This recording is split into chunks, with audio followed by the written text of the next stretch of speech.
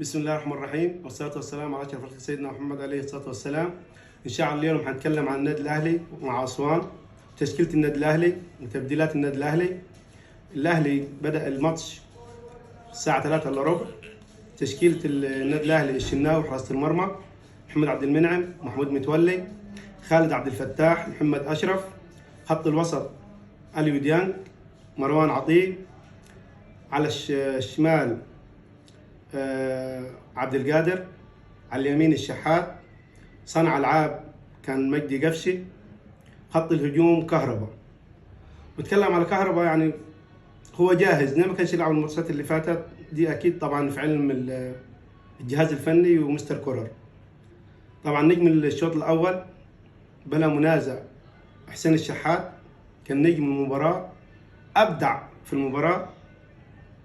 طبعا الحكم حسب ضربه